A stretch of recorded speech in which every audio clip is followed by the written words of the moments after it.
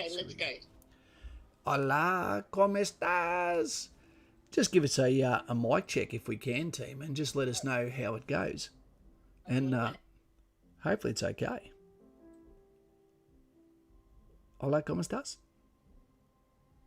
Is that working? Hang on. That's not... Yeah, it's good. It's good. It's all good. Okay, it's good. So good to have you here, team. This is take two. You know, we spoke a few names we shouldn't have, and the algorithm caught us up and said, "Not tonight, Mr. Caswell. You can have the whole bag. You can eat the whole bag." Exactly. But for those that are watching now, this is part two. We've had like a 2-minute intermission while I changed the titles. Same subject. And this is all about the officer selection, the OSB, Officer Selection Board, whether you're going to ADFA, okay, and consider yourself as part of the team. The Simon Cowell and myself and lovely Lauren are on the other side of the table as the contestant, and you're asking us questions that we're answering that shows you that we have the acumen, that we have the attitude, that we have the preparation, and we have the vision and ambition and professional courage and moral courage to be the exact droid you're looking for, despite the fact that I will be competing against you one day. So where we left off, I'm not going to backtrack, so to speak. Good to have you here, and thank you very much, team. This is a great time to subscribe to the best channel, self-confessed. Arrogance. God. Confidence. You know? It's confidence. And make sure you like, but it does absolutely nothing for anyone, I don't think. But I just hear other people say it a lot. Yeah, we like to see likes. Become a member.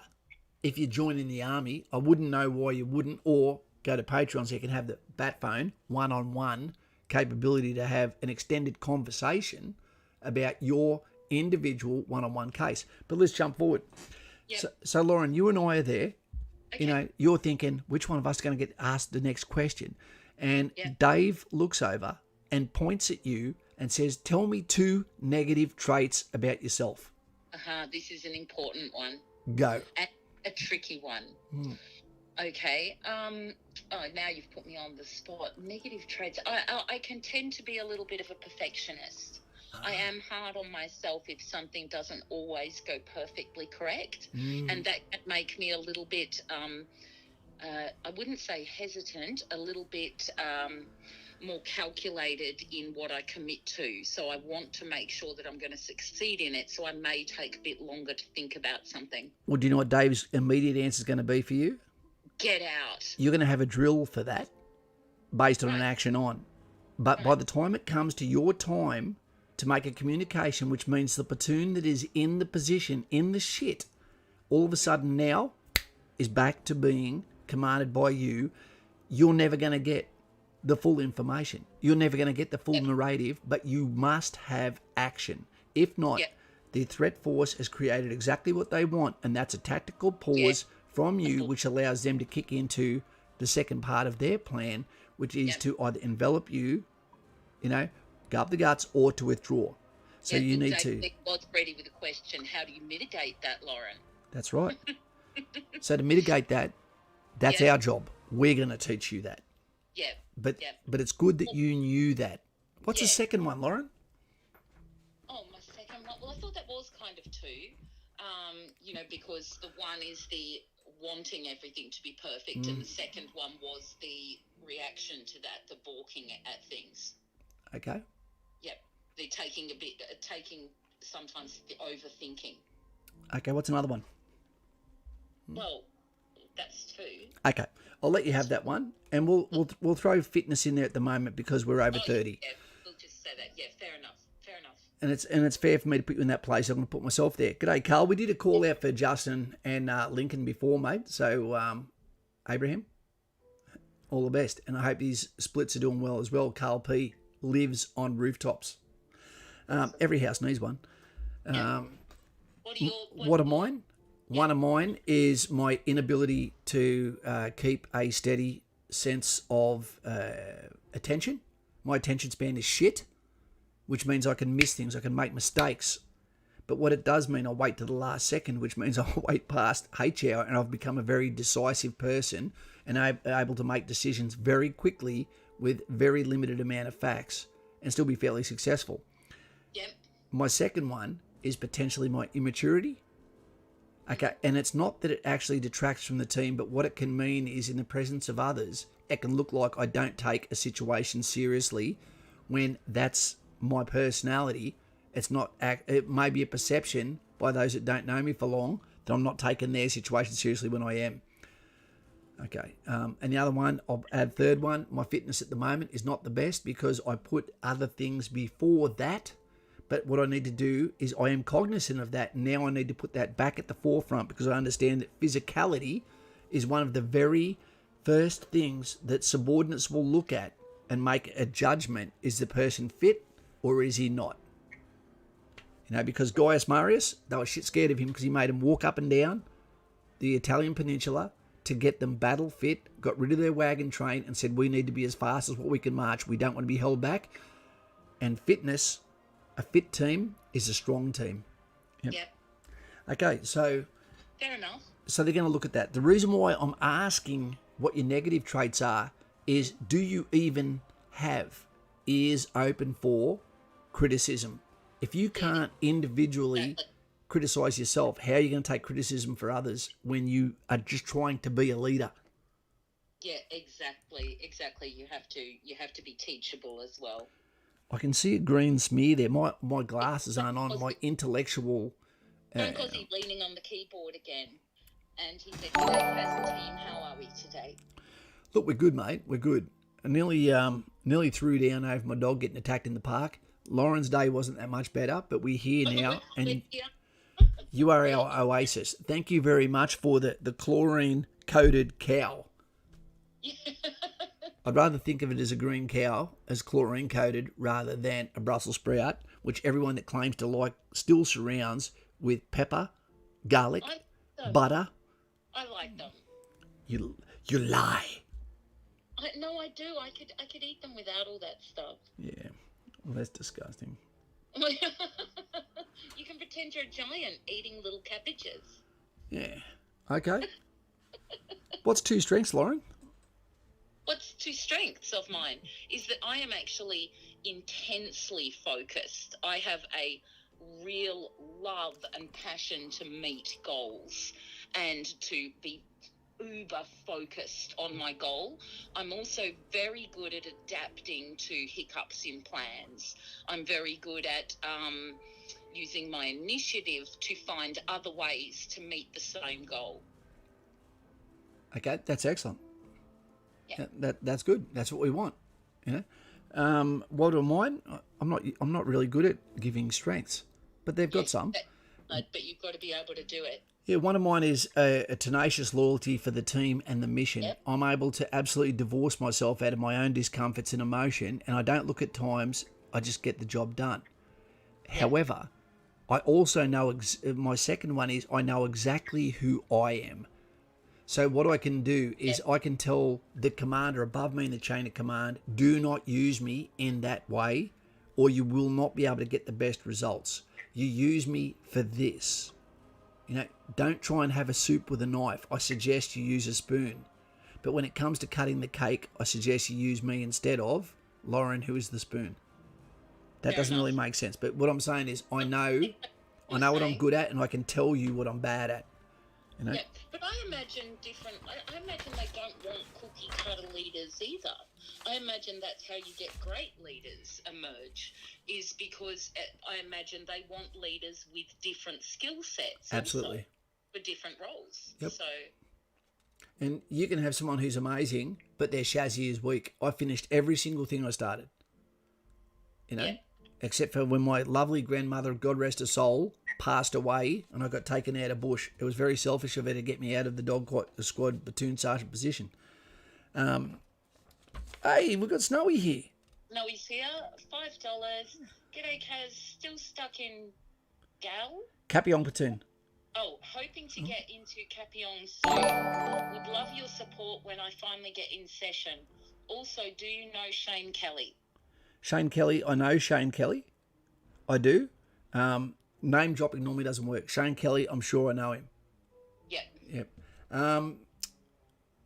Mate, thank you very much for again the chlorine Chernobyl donation. I could see your poker chip there. It's always snowy.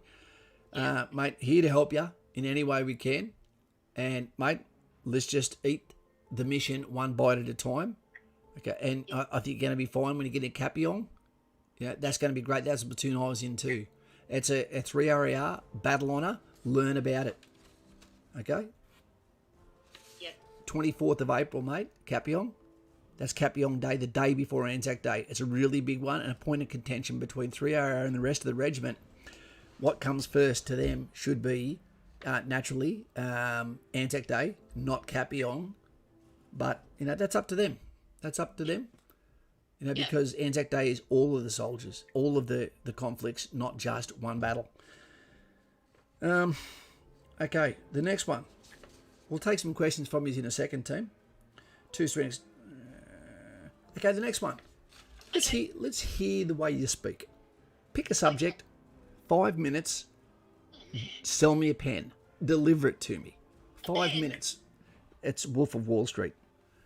Oh, okay, right. You don't actually have to do it. I'm just saying you will have to do that in your officer selection board. Talk about a subject.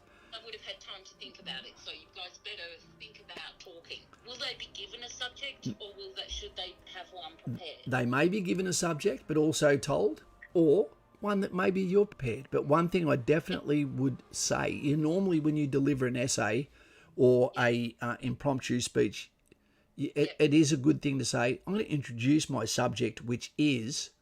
And then as you've introduced it, go in and say, the main body to what I'm trying to say would be, and then I'm going to conclude by saying this.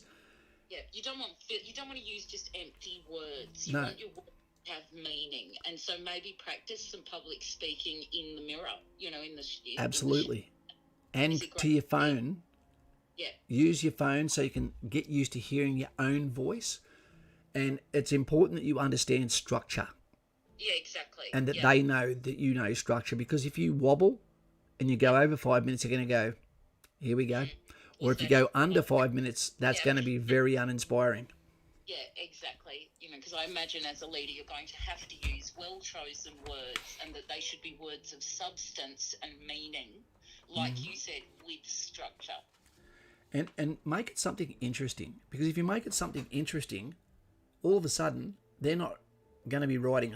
For those who've seen that beautiful woman at Flashdance, a pity she smoked, all the judges watching her instead of actually judging her. You want them to be at the same beat and understand this guy knows what we're putting down. This kid's turned up prepared. I think that he's the droid we're looking for. Yeah, public speaking can be really... a lot of people are more scared of that than they are death, apparently. So I think it's practice as well. You can practice it. So do practice it, but practice it alone. It sounds weird to practice public speaking alone, but it's really quite effective. It's a skill you can learn. And be prepared. It might also be a subject that you don't get to choose. Yeah, exactly. And if you're really, really bad at it and you've got to run up to doing this, maybe go join one of those clubs that they have that do the public speaking. What are they called? Yeah, that's the glass. Yeah. Coffee, tea. The Toastmasters and things like that. You can Toastmasters.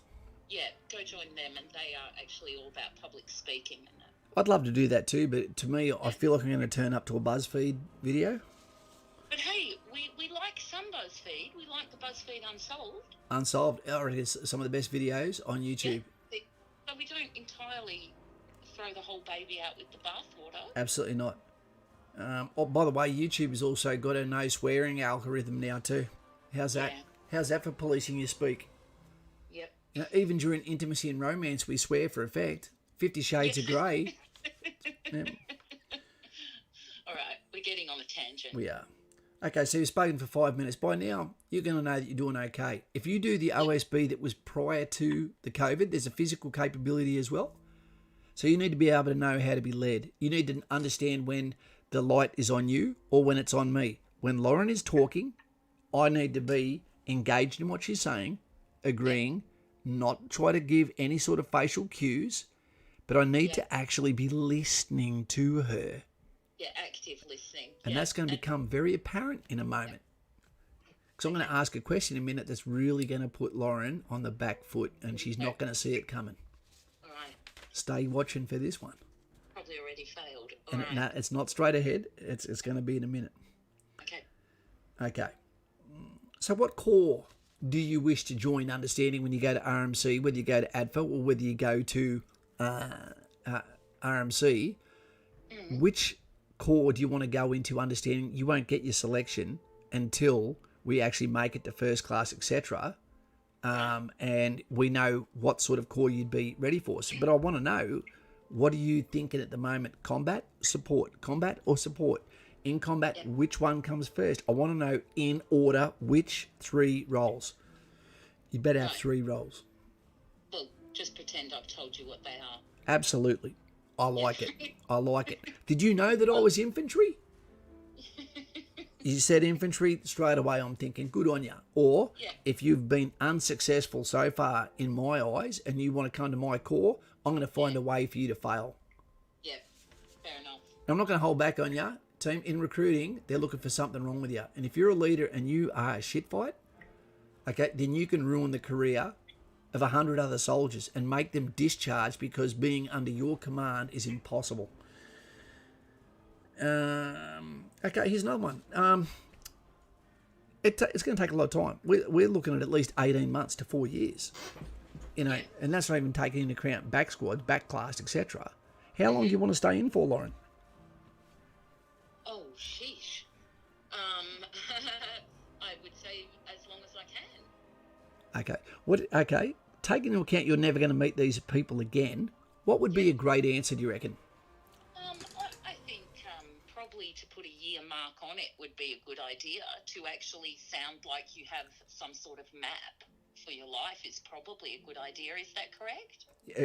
Fantastic. What would be a bad answer? Probably like the one I gave. Very vague and, I don't know, maybe a year and then I want to go do this. Yeah, how do you reckon it'd go if you said, minimum engagement, and I'm going to use this as a stepping stone to something else? They'd go, really? Really? After all the money that's going to be invested in you, out of all my passion that I will spend on you after hours away from my child, you're using me as an externality, someone to drain information from, only to turn around and scorpion sting me and then piss off with what you've learnt from me and then be on the big bucks while forgetting my name. Exactly. So the answer to that one would be, this is a good time to put the act on and go, I don't know if this sounds arrogant, but this is a career to me. A career doesn't go for 6 years. I will be in this military. Hopefully this will be the best and the only job I ever have. I don't plan on another career after this. I'm being decisive. This is my all-in moment. I'm crossing the Rubicon. Exactly. That would inspire me. I'd go, oh, Jesus, at the moment, if I'm thinking you're not the kid we want, press like if you can, team. Then I might be thinking, dude, I'm about to ruin this guy's bubble here. Yeah, because one little slip up with these questions could make a big difference, because I imagine you only get a limited amount of time to communicate with these folk.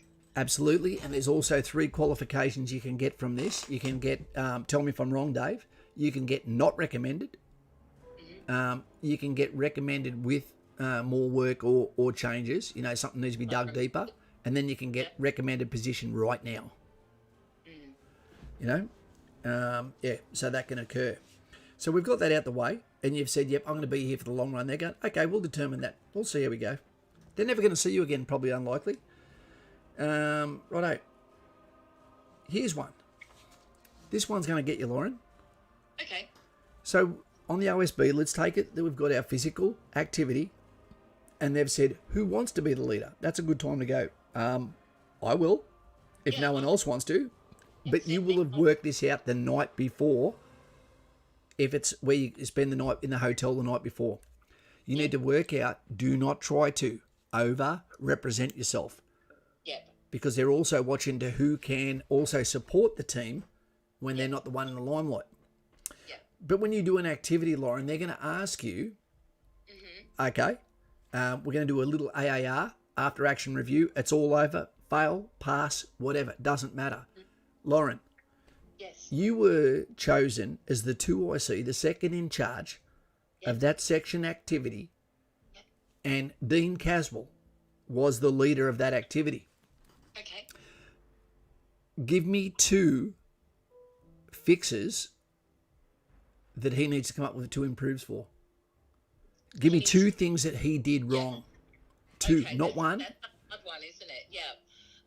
Okay, he would need to be more mature. Okay, that's fine. And I can't remember the other thing you said was your fault. No, look, we're here to listen to you. Hey, Vernon, g'day, mate. That would be difficult to be put on the spot like that, but it is important because it's a constructive criticism, I imagine, is what they're after. Don't ever own your plan.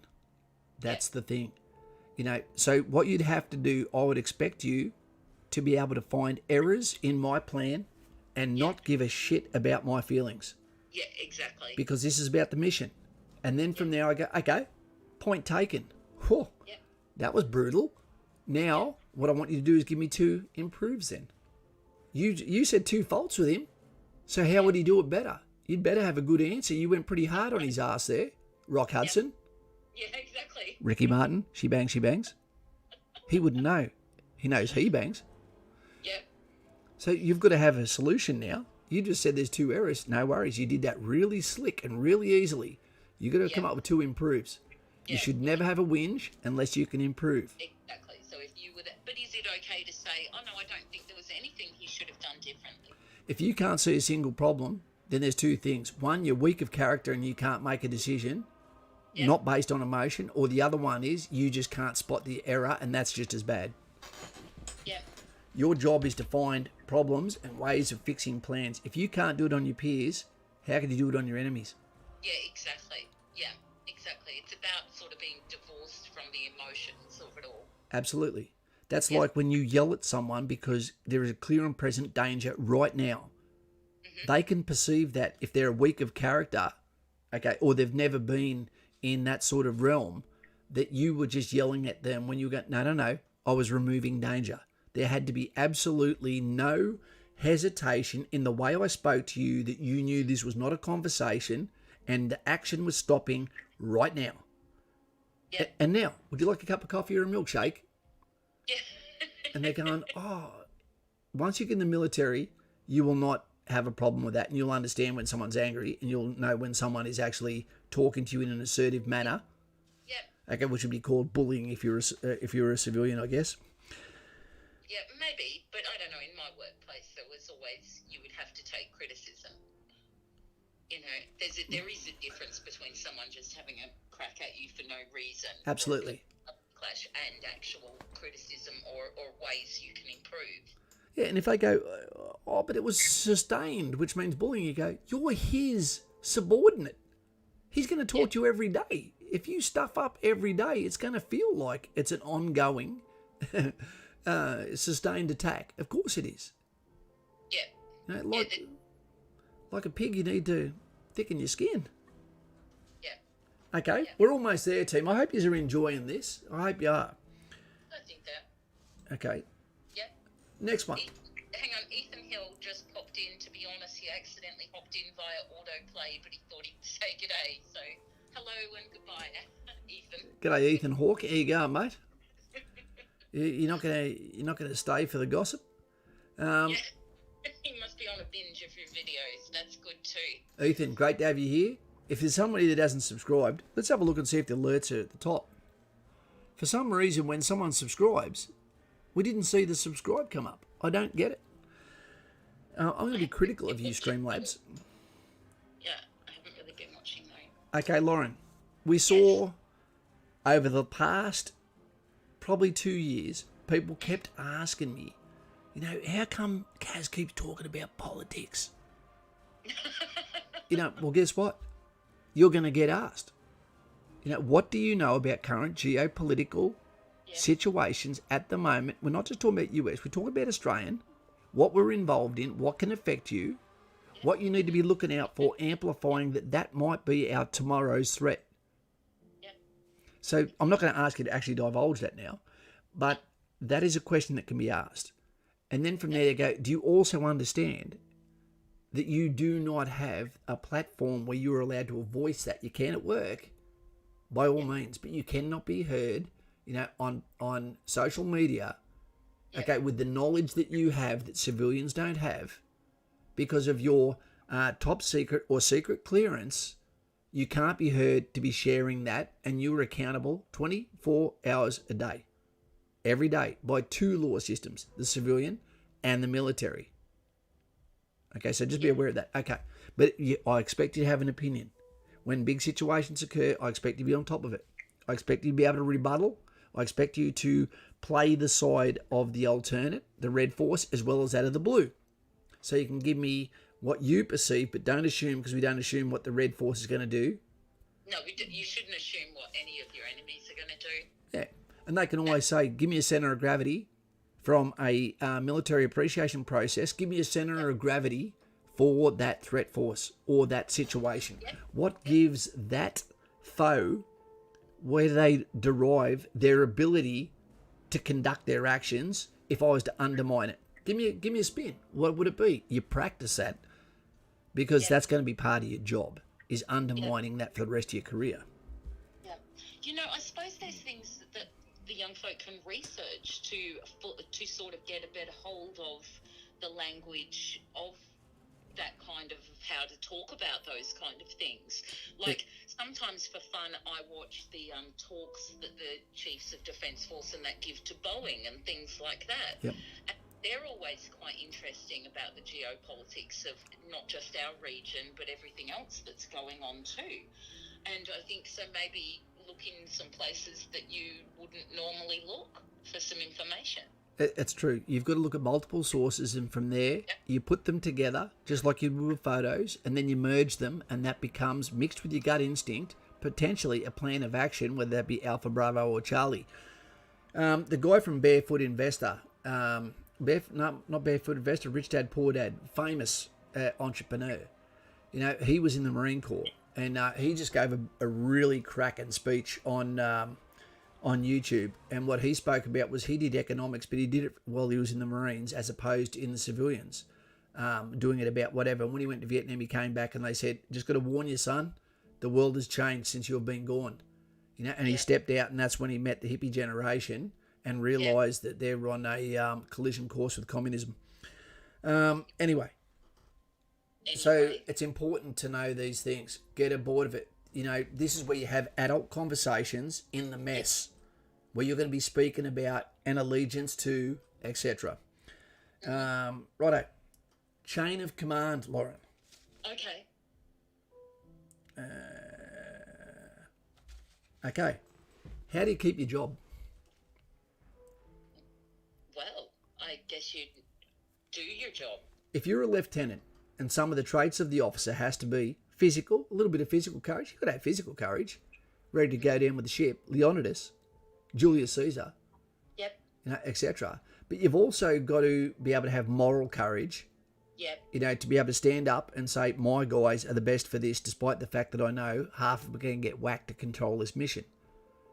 So if you have a chain of command and you're actually auditioning at the moment for a lieutenant's position, and you've got someone above you who's either a captain or a major who is speaking to you, he's letting you know, how do you keep your job? How do you do what I tell you to do? Because moral courage is when you don't do the easy decision. So does that mean you're going to stand up to me? Are you going to do what I tell you? At what stage would you tell me I'm wrong and you're not going to do that? Well, I don't know. That's tricky. Can you even say you're wrong? It's a dictatorship. When does someone stand up to the big red corn chip and go, no, HR said I don't have to do that? Yeah, is it mutiny? Yeah, no, I think it would be my job to get done what they want done. Yeah, and what are the chances the person at the bottom, and I had a really good conversation with Democracy the other day, where he didn't understand, because he'd never been in the position of the person he was had redress with.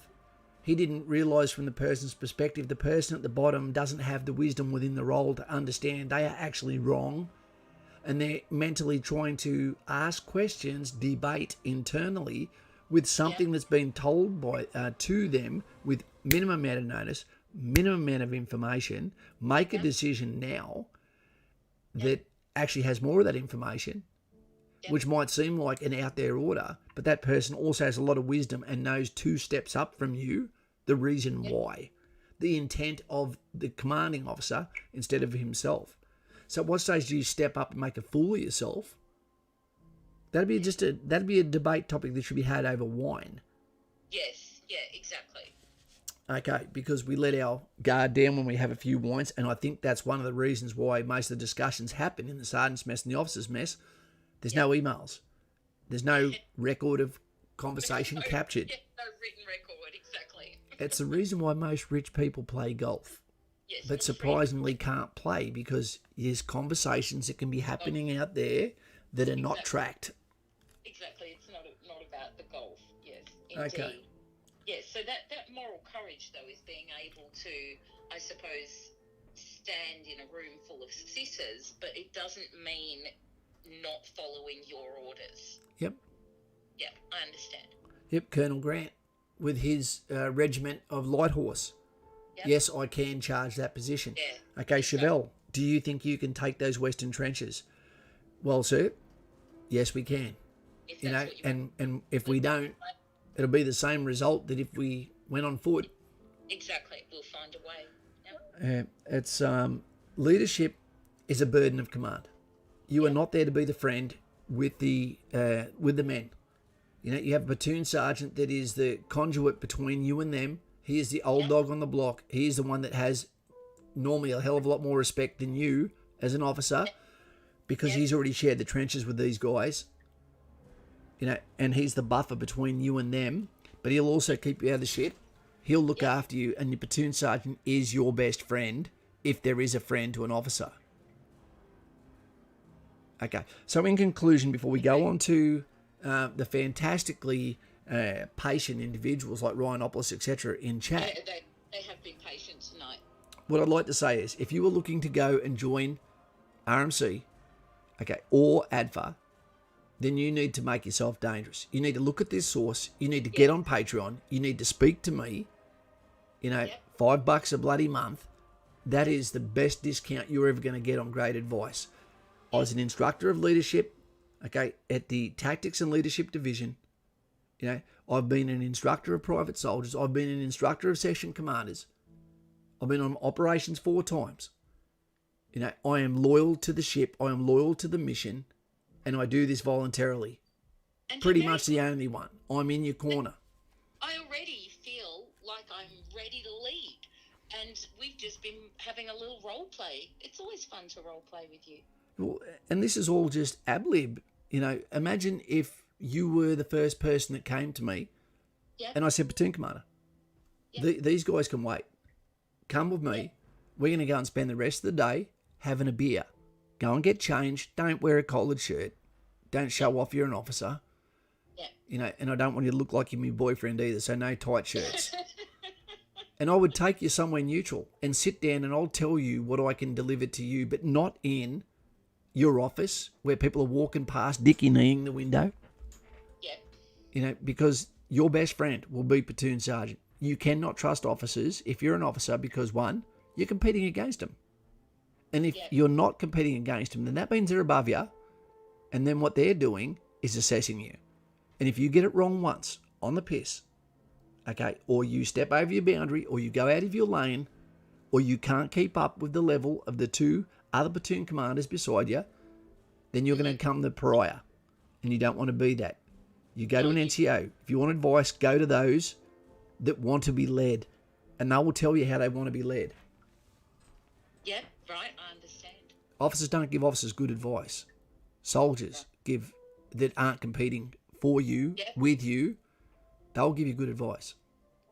Yeah, and I imagine that's important to listen to the people that you are leading. But I imagine there comes a point where, as the officer, there's some things that aren't your business. Absolutely. Is that, like there's some things that if you've got people below you whinging at you about every little thing, that's not your job. They won't have that conversation with a platoon commander. Right then. So there is a distinction between listening to them about the things that matter and Yep. them, the balance between you listening to them and them respecting you. And part of his brief that would normally also be assisted by the platoon sergeant, platoon commander's going to be here. He's not here to hear your bitches. That's what you've got a section commander and 2IC for. Yep. Once a problem gets above what a 2IC or a section commander can fix, then it comes to me. If I can't fix your problem, then it's going to the CSM. And if it gets to the CSM, it's probably unstoppable. Yep. The platoon commander is a young bloke, tactical commander. He doesn't need to be weighed down. He needs to be still preparing for the threat. That's what his job is. And you'll get a platform once a month or by invite to then go in here and have your report and tell him you want to go for SASR. Tell him you want to go for 2 commandos. Tell him you have a gripe with someone, everyone in the platoon, and he'll let you know the options. Yeah. If you've got a gripe with everyone in the platoon, I would tend to think maybe you're the problem. Absolutely. That's why when we get a thumbs down person and you go, dude, be very careful of being a thumbs down person on a video. If there's 10,000 views and there's 1 dislike, it says a hell of a lot about the disliker. Exactly. Maybe he is the leader. Of who? Maybe he had the moral courage of the black heart to come out and say. Moral courage would be to be in the chat saying, well, I don't agree because, and then putting his insert here, his gripes. That would be moral courage, to be able to come into the chat and say, well, here's why I'm going to give this a thumbs down. Toot sweet. It's and then, fine, whatever. We need good officers. We do. Because if you get one officer right, then he can actually influence the 30 soldiers where you might have 3 that are wrong. You know, you can't just cut away officers as easy as what you can cut away a soldier. And that's not a bad thing. It's by design. You choose where you're going to. Soldiers have a line going from here to the other side of the big red corn chip. It's another thing to get an officer that's a good guy. The sad thing is sometimes good officers are lost because of the political world that has crept into a political-less institution. I'm on your side. I'm here to help the ship stay afloat. And I will give you courses of action you never would have suspected, that you won't get off instructors, that you will not get off other officer peers. And I'll be there and I will give you that red badge of courage that allows you to re-engage and potentially, reignite a career from the ashes. Because I tell you what, I'd be a better platoon sergeant now than what I was when I was in. Reflection has allowed me to ferment and become the best version of me. If I was to go back and do a platoon sergeant's job now, 1, I'd want to do it for free, and 2, I'd do it with pleasure. Yeah. Do you need to ring your little one? Look, I do, but he's just here. He can hear me.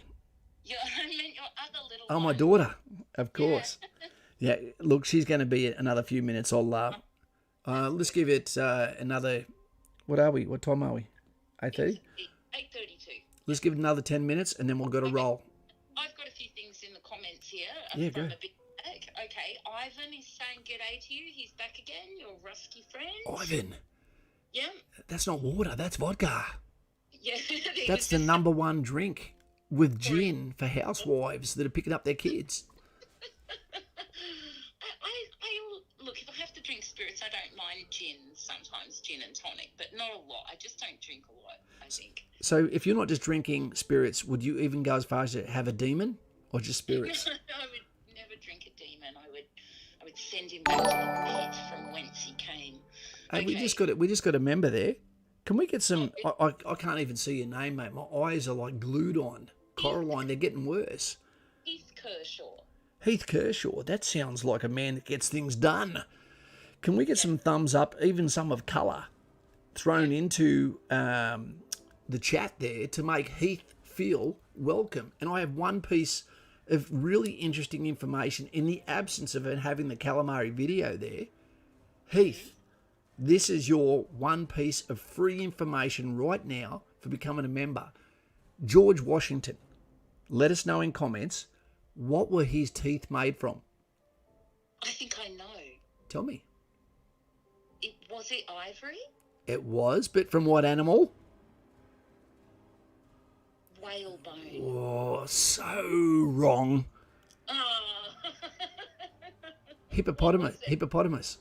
Really? Yep. Hippopotamus Wow, that's ivory was used as George Washington's teeth. They used to call him wooden teeth, but it was actually they were really yellow. Oh, look, elephant in the room. That's some real ivory right there, team.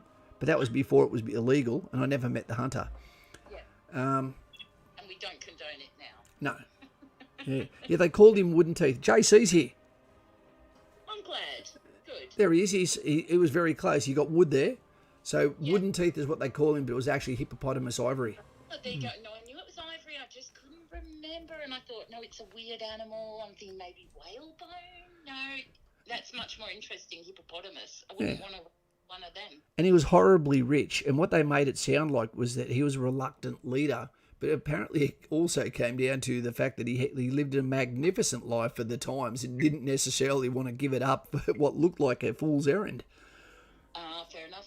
Brady has a really good point here. JC. He said, need to study the worst leaders, their bad traits, and what the outcome of their poor leadership did to the soldiers below them. I think that's a valid point.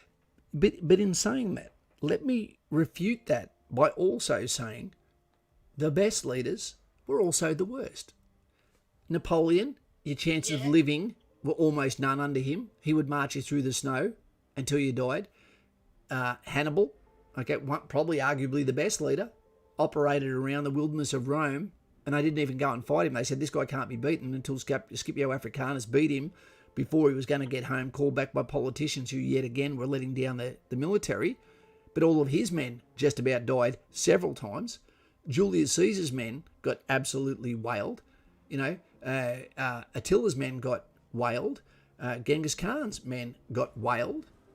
Everyone that is successful, there was a price that was massive from their soldiers. Yeah, but there have been some poor leaders. Absolutely. They were great and then maybe just made one really bad, costly decision. Yep, absolutely. So what about the cavalry commander at Waterloo that committed the cavalry against the British box formations against Napoleon's advice? Yeah. And we still use that as terminology, don't we, in everyday life? This is my Waterloo. Yep, this is my Waterloo. Yep. People still use that, so you don't want to do something like that. So I imagine it's like with tattooing, you're not as good as you say you are. You're as good as the last tattoo you did. Yep. So I imagine that applies here too. That it's a case of you might build yourself a reputation as a leader, but to retain that, you're going to have to be consistent with your leadership. We saw that with the cricket captain and Warner, okay, when they got caught cheating. It didn't matter what your batting average was. You got caught cheating. Some people will never forgive you, ever. Yep. Democracy, there he is. Marshal Ney. He really was overzealous, and though he could get through the Brits with a front-on cavalry charge. I think there you go. Yeah, exactly. Here's one, Chinese wet market. I should have made up a different name for that. Great name, though. Kath, I like your videos. I was a Choco Grunt for about 5 years. I've been inactive for 3. Okay. I think they call it Surcat now. Okay. Can the Army still forcibly call me up to active duty? Yes. Okay, what I'm saying about that is not necessarily because your military background. The Army can call up anyone that is of physical ability, in an absence where the borders of the country are at risk. The fact that you actually have an upper hand, that you've actually had some training, fine. Why don't you get back into it, mate? Get some of that. Oh, go and get some of that tax-free money. Yeah, exactly. Jess Marks makes a valuable point. He said weapons can be replaced easier than seasoned troops. Yes. And that's the big investment, indeed. That's a really, really good one, and I'll give you some insight on that one. We see people get absolutely, excited, dog dragging its ass on the ground, excited. Red lipstick out over a new weapon system that's coming, new cams that are coming, new night vision are coming. If it gives a capability plus, awesome. Okay, but it still requires to be carried by a soldier in adverse conditions for prolonged periods of time, and either it breaks or the soldier breaks. The equipment doesn't matter, especially when they're all the same caliber. It just is a different shape. The human body is allergic to every bullet. If we get hit by it, there's catastrophic consequences regardless of the caliber. Yeah. You know, Exactly. so people get so caught up on a kit, and you go, what I want is a soldier who finishes everything he starts. People go, oh, what's a good leader? What's a good soldier? I go, one that finishes. Yep. Yep, that's all I want from you, is to start and finish everything. Starting is a good one too. I don't want you to miss Tully and then make it to the live fire and then not make it to Mill Skills, but then make it to Malaysia. Yep. So- Look at that orange cow from Hugo Friend. Slip, slop, slap. Is It's the ADHD orange sunburnt cow. Yep. Is ADHD a disqualifier if I want to join? No. Yeah. It'll be a one-on-one case, but again, there, Hugo, you sound very German there. It'll come down to are you on medication? If you're on Yes. medication, you know, the army is very much against medications, okay, especially for ongoing situations. And ADH, you can have ADH, but when it's a D, which means disorder, means it affects you. It actually prevents you from doing blah, blah, blah, or makes you not eligible for certain things. It'll be a case by case, and there might be a situation where you can appeal the decision and say, okay, I want a doctor to be able to say this is the case, but they won't normally take in someone where any predicament where you're taking active, permanent medication. Yeah, because it may not even be about your capabilities to be able to work for them. They actually have a duty of care for your health as well. Yes, absolutely. It Imagine might be- ADHD and you're laying in an ambush for 24 hours or on an OP for 1 week, and you're going batshit crazy up there because you're twitching within your skin, you know, can't keep a low profile, you know, and give positions away, etc. You can get in trouble for snoring. Yeah, like Simon just kindly reminded us, it is now 8:40. Okay, wait 2 seconds, team. Okay. Wait 2 seconds. Can you just talk for 2 seconds? And can we get some thumbs up there for Hugo for throwing in the donation there? Yeah. He used his ADHD and it went crazy with his donation button. Yeah, You know, thank you, Hugo. And And I like his little icon there. it's a fantastic one. I don't actually know what it is. It It's got like a little heraldry lion in there with 4 stars and a cross. So Henry I V, the Lionheart. don't know what it's about.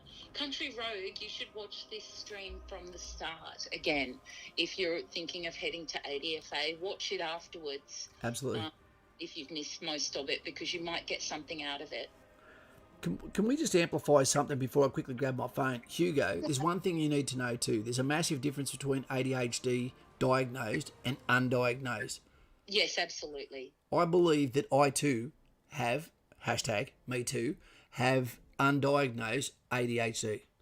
I cannot sit still. I go crazy. My attention span is like that. But people that know how to use me as a weapon, it works fine for them.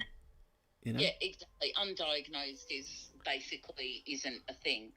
Give me- So if it's diagnosed, then you're going to have to be honest about it. Don't try and hide anything like that. Give me 2 seconds. Can you Okay. can you keep talking for a second, please, lovely Lauren? I can try. I'm not very good at it, but I'll try.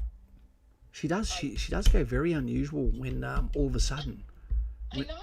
It's like I'm just not you. I can't do it like you do. I could never stream on my channel. I'm sure of it. But you never try to hide something like a criminal conviction or a medical problem. Like I saw some of you talking before about an old anxiety diagnosis. You did the right thing by telling them before they asked or when they asked.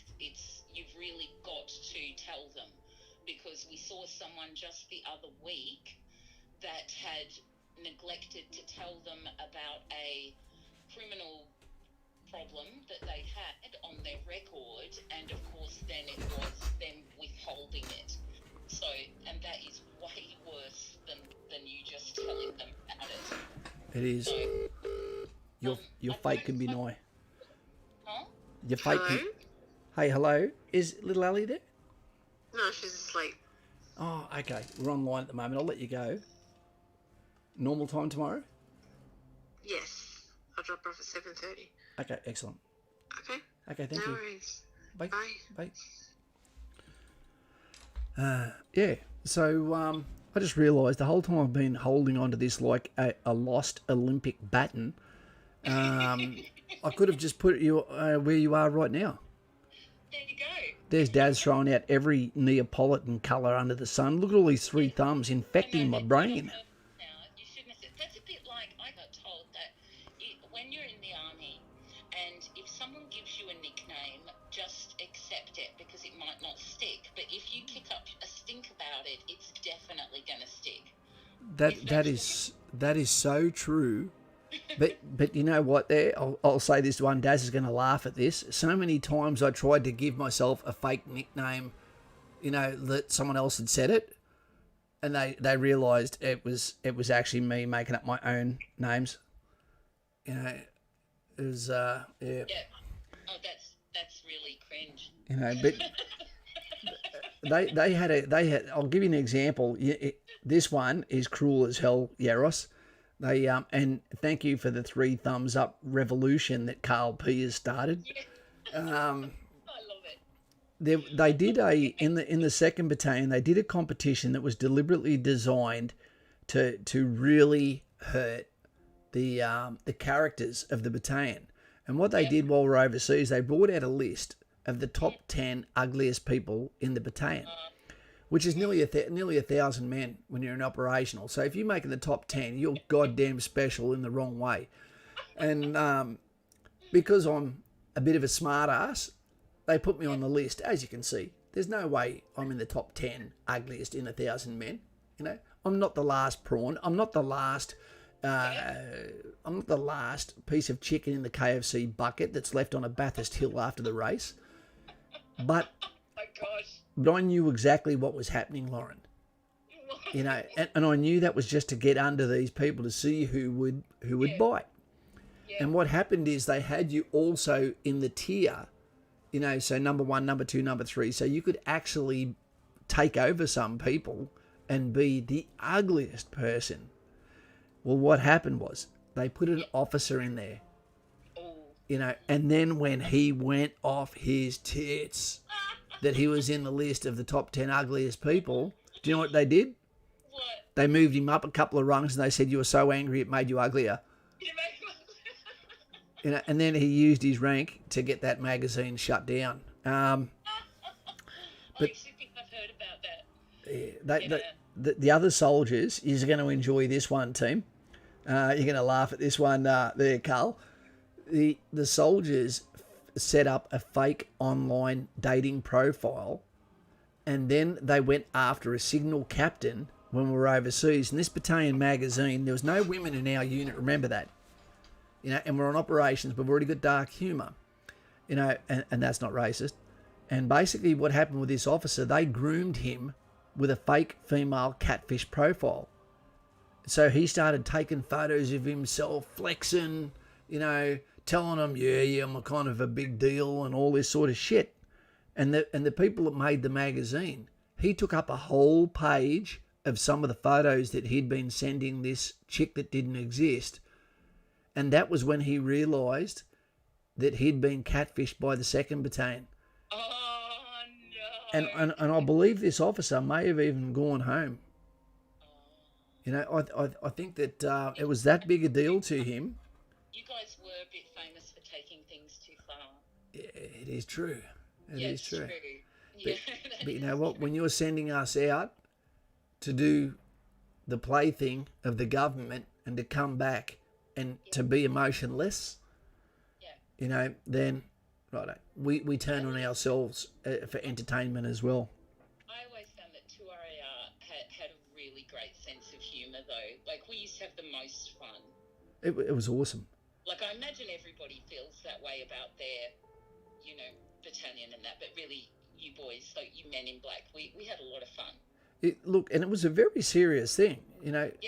You got to remember there was at any given time at least 500, between 500 and 1,000 men that could be in the one boozer area, which is compulsory, and you'd be there with the singlet on and shorts, going and drinking any beers there, getting ready to go into town. And when you're in the 1st Battalion, Royal Australian Regiment, okay, the big blue one, you know, or you're in the 2nd Battalion, the Royal Australian Regiment, second to none, you know, also known as the Men in Black, you know, or you're in the 3rd Battalion, Old Faithful, you know, that were the paratroopers and also the heroes of Capion. You know, when there's something going on and you're not a combat force, you learn to shut the fuck up real quick. Because when 700 guys with no females in that unit start marching down the street dressed in black, with pipes and drums, a whole drum band, pipes and drums in front of them, you know, ACDC. It's great. You don't get much for giving if you turn up to our club. You know, we would make a nightclub ours. We don't give shit to people. Yeah, 1RR did the same. You know, 3RR, they had 5-7 had Alexander's in Sydney. The 3RR had the Shat. You know, But as long as you knew how to play by the rules, you had a good time. You were safe. Yeah, you guys have had a few places because I think there was Tats. There was the Criterion before Tats, I think, but there was some problems, if you remember. Well, Tats ended up being disloyal to us. Yeah. You know, and they pushed Jimmy Swoboda. The bouncer hit Jimmy Swoboda and he fell over and got hit in the face by a car. Yeah, it just tore his basically mouth off. It was a mess. Yeah. Seppi, Fondles and Army Navy. Oh, I'm not sure that. Just come to say hi to Kaz, Tim, you, Dave, and the guys. JC, Police, Thin Blue Line. Great to have you here, mate. You know, and JC, want to hear how your business is going, mate. You've been quiet, so I reckon there must be a lot going on, and I can't wait to hear it. Exciting, pumped. Let's go. Yeah, no, I'm glad to see him back. He wasn't sure if he was going to be back, needed a break, but I'm glad he is. So they're all trying to guess what your nickname was because I said I happen to know it, but I would never divulge it unless you were okay with that. Absolutely, I am. There was the cat weasel. Yeah, that's what I was going to say. And there was others that actually added stuff to it. Yeah. And JC, 2RR have women. They've got a couple now, but no, not really. Yeah. There is people in the 2RR task force that were in there. There is some that actually made it into the battalion, so to speak. Yeah, that are there. Yeah, but that's a pretty recent thing, mate. That would be. I don't even think he was talking about that. I think he was making a joke about that could get women.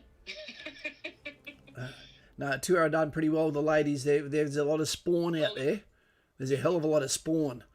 Yeah. And now, exactly. And now 1RR are bringing them up. 2RR certainly spread their wild oats. What else was we going to say? My nickname for a while was also, if you wanted to say the whole title, was Cat Weasel, the ground attack cat. Yeah, it was some funny shit. You know, when you were around people all day, all night, you know, a year at a time, no days off for a lot of it, you know, you can forge a real reputation or you can be an absolute, what do you call it? You can deny yourself what could have been an amazing world that you were in. Yeah, exactly. And, you know, different little cliques of people will have different nicknames for different people. So, you know, you may end up with 3 or 4 nicknames depending on who's talking to you. And the one thing you need to be able to do is don't expect platoon commanders and platoon sergeants to come running if you don't have the fortitude to stick up for yourself. Yeah, exactly. You know, remember when you go to the military, especially if you're going to combat cause, you can't say, hey, I'm getting picked on. You know, you can, but it's not good for you, you know, because then you get ostracised. You know, you stand up for yourself. You know, you start everything, you finish everything, your actions speak for you. Yep. You know, and you'll be fine. Yep, I agree.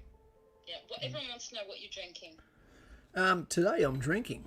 I climbed over the wall and got some Mexican cola, I didn't need to. I think Mr. B has put all holes in that wall so people can walk through now. Good night, JC. Have a good sleep. Good night, mate. Stay safe. They want to know, is it Portello? No, it's not Portello, which I'm a big fan of. I still don't know if I like it, but I've been drinking Portello for years. You know, I'm the same. I drink it and then I go, do I even like this? It tastes a little bit like Denka Rub. Yes. It's kind of got that medicine-y taste. It does. It does. Like cola. Yeah. Is that Sculladry? Hey, Kaz, where have you been posting your career? Sculladry? Skull. Yeah. Have we seen you before? I don't think we have. Make sure you subscribe, team. Jeez. Yeah, we have. Okay, awesome. Okay, my career started, I'll let you know, I was in Signals Corps in Army Reserve. And then I finished high school, then went and joined, and I was meant to be a electronic warfare operator in Signals Corps, 40-week course, Morse code required. And I went, jack that. I've got ADD. I'm going to infantry. And they said, no worries, little fella. Come over, have a go. Went to Singleton. No back squads. And then everyone wanted to go to 1RAR. And they needed 5 or 6 people to go to the 2nd 4th Battalion, the Royal Australian Regiment. And I said, that's me.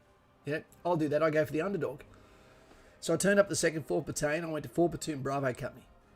Okay, I was in there. And then I went to about 1997. I'd been married and divorced after getting back from Rwanda straight away. Vanessa Muller was her name. Lovely lady.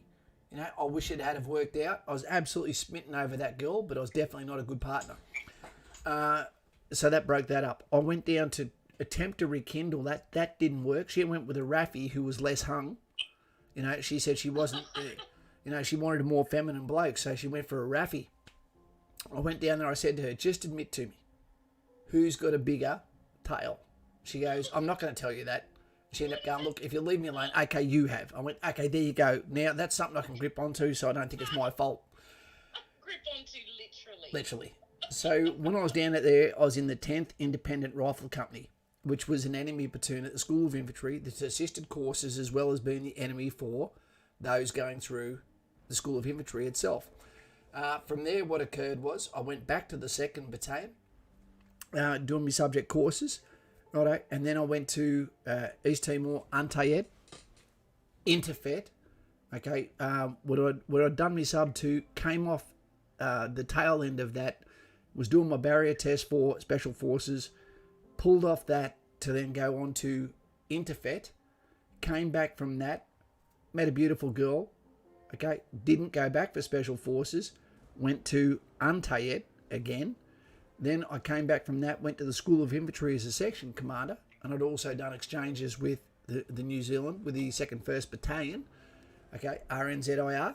And then I went to, from the 2nd Battalion, came back from there. From Singleton, I went back to the school, to the 2nd Battalion as a platoon sergeant, where I had Scotty Holmes as my boss. And then from there, I went to...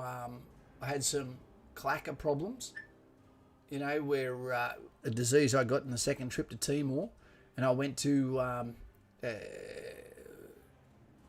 instructing on Sub 1 for Corporal, the Soldiers Leadership Division course for soldiers to get their first stripe. And then when I did that for a couple of years, came off that, went back to the School of Infantry, where I was in Leadership and Tactics Division. And then I came back, went to CTC. That didn't work, you know, because of debut, which is not a French word, debit. Okay, then I went to, had a break.